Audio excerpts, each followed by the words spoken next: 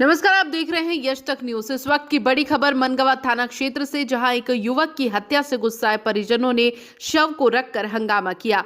विरोध प्रदर्शन में मनिकवार कस्बा मार्केट बंद कर क्षेत्र के व्यापारी सहित बड़ी संख्या में लोग एकजुट होकर न्याय की मांग कर रहे हैं। मैं यज्ञ प्रताप सिंह इस खबर के साथ। खबर मध्य प्रदेश के रीवा जिले के मनकवार चौकी क्षेत्र की है, जहां पर आज करीबन 2 दिन पहले एक व्यक्ति को अचानक उसको किडनैप कर लिया जाता है और सतना जिले के अमरपाटन में एक पोल्ट्री फार्म में उस व्यक्ति की डेड बॉडी मिलती है। हालांकि वहां की स्थानीय पुलिस के द्वारा जो सूचना दी गई थी कि वो व्यक्ति जिंदा है, लेकिन जब परिजन वहां पर पहुंचे तो हॉस्पिटल में वो मृतक पाए अपने व्यक्ति को।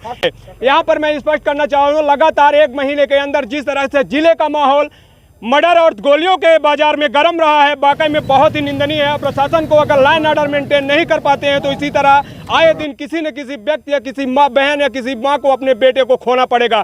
जिस तरह से एक नौजवान 22 साल की जो युवा हैं उन्होंने अपने पति को खोया है और उनके पति की बॉडी, मैं कैमरामैन को बताऊंगा, यहाँ पे दिखाएंगे, यहाँ पे बॉडी पड़ी हुई है और यहाँ पर परिजन कहीं न कहीं मजबूर आकर रोड जाम करके हड़ताल और अपनी मांगों को पूरा कराने के लिए प्रशासन को मजबूर कर रहे थे। हालांकि ये नियमानुसार ठीक नहीं है, लेकिन जब कहीं प्रशासन लाचार व्यवस्था में जाएगा, पैरालाइज हो जाएगा, तो उसको याद दिलाने के लिए, पब्लिक को अपनी मांग दिलाने के लिए, अपने न्याय के लिए कुछ न कुछ आवाज़ उठाना पड़ता है। हमारे साथ में वो पीड़ित हैं, वो महिला हैं जिनके पति ख़त्म हुए और उनकी बॉडी भी यहीं रखी हुई है। विडम्बना देखिए कि कितनी समस्या है हमारे देश की, हिंदुस्तान की, हमारे मध्य प्रदेश के अंदर। शिवराज सिंह चौहान मामा के नाम से मशहूर हैं। हर व्यक्ति हर बहन को अपनी बहन मानते हैं और मामा के नाम से 1000 रुपये की लाडली बहन योजना सारे सिस्टम चलाते हैं।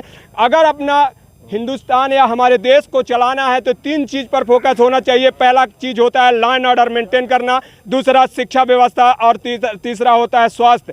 तीनों चीज़ों में अगर फोकस हो जाए तो हमें इन परिस्थितियों को देखने की ज़रूरत नहीं है, ना ही 1000 रुपये की ज़रूरत है। हमारे साथ वो बहन है, उनका क्या संदेश है, क्या कहना चाहती हैं देश के मुखिया जो दुनिया में अपने आप को मामा के नाम से मशहूर को हैं, वो क्या एक्शन करेंगे, उनके लिए क्या संदेश है, क्या कहना चाहेंगे आप? बताइए, क्या नाम है आपका? सर लक्ष्मी गुप्ता नाम। गुप्ता जी, बहुत ही संवेदन का वक्त है, लेकिन मजबूर ये है कि मुझे आपसे पूछना पड़ेगा, क्योंकि आपकी आवाज़ जनता तक, जननायक तक हमें पहुंचाना है, तो ज़रूरी है कि आपसे 2 शब्द हम पूछें और अपनी बात आप स्पष्ट रूप से रख सकें। बताइए सर, मेरे को न्याय चाहिए, मेरे पति को न्याय चाहिए। जिन लोगों ने मारा है, पुलिस का कहना है कि वो पुलिस कस्टडी में है। कौन कौन लोग हैं, अपने शब्दों से बताइए, उनका नाम बता दीजिए। छोटू पटेल का नाम बताया गया है और नीलेंद्र त्रिपाठी का नाम बताया गया है, जो कि अभी गोरखपुर से पकड़ा गया है।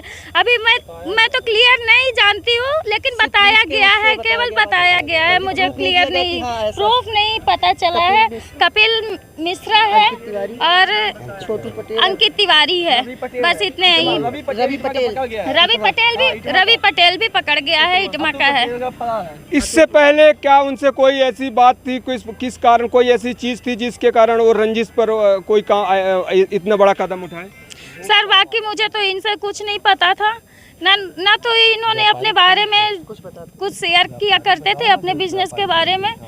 जो मुझे कुछ पता चला तो केवल घर परिवार वालों के लोगों के उससे पता चला।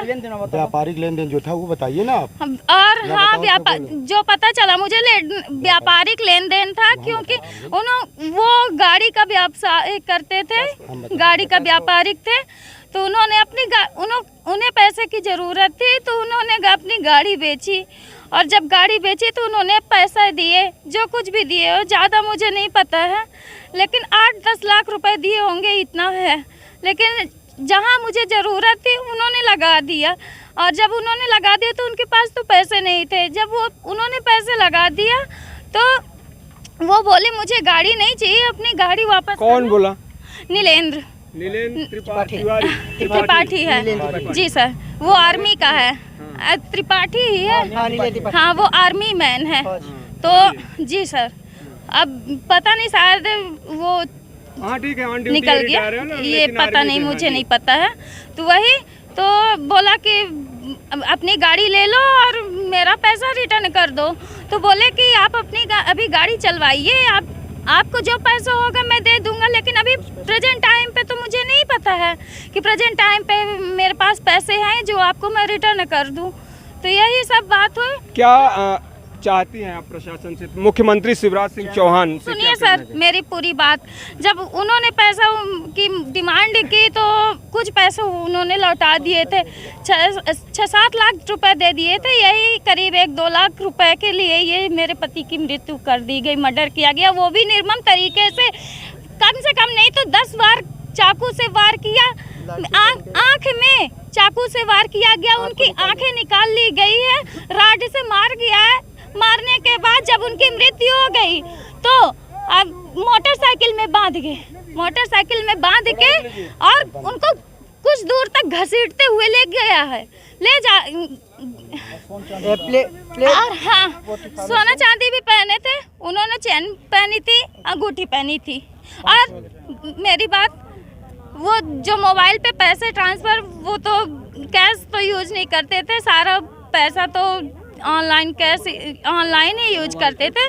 पूरा पैसा इनको जब मतलब किडनैप किया गया तो इनसे सारा पैसा अपने में ट्रांसफ़र करवा लिया गया, और जब पूरा ट्रांसफ़र करवा लिया गया और बोले कि ये सब मुझे दे दो, मैं तुम्हें नहीं मारूंगा, तो इन्होंने दे दिया, और जब दे दिए तो इनकी मर्डर कर दिया गया, मृत्यु हो गई। और मुझे सरकार से यही मांग है कि मुझे 1,000 रुपये महीने मत दो, लेकिन मेरे पति को न्याय दो, मुझे सरकारी नौकरी दो और 1 करोड़ की आर्थिक स्थिति की मदद किया जाए।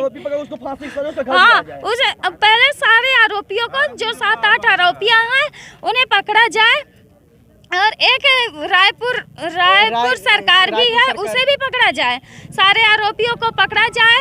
फिर और 24 घंटे के अंदर, ये नहीं कि 1 महीने 1 साल के अंदर, 24 घंटे के अंदर मुझे सारे आरोपियों को पकड़ा जाए, और सारे आरोपियों के घर में उसके अगले दिन नेक्स्ट डे मुझे बुलडोजर चलवाया जाए। बुलडोजर चलवाने के बाद उनको फांसी बीच चौराहे पे दिया जाए। बीच चौराहे पे। लक्ष्मी गुप्ता।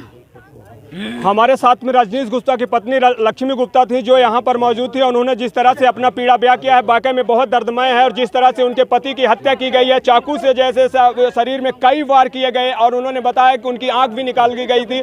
इस तरह से हत्या वाकई में बहुत निर्मम हत्या है, और इस पर एक्शन होना चाहिए। जिस तरह से प्रशासन एक्शन करता है तो प्रशासन को एक्शन करना ही चाहिए, क्योंकि ऐसे अगर एक्शन नहीं होगा तो आने वाले समय में अपराध का जो खाका है बहुत ज़्यादा बढ़ जाएगा, और लोगों को घर से बाहर निकलना मुश्किल हो जाएगा। मैं यज्ञ प्रताप सिंह, क्राइम संवाददाता।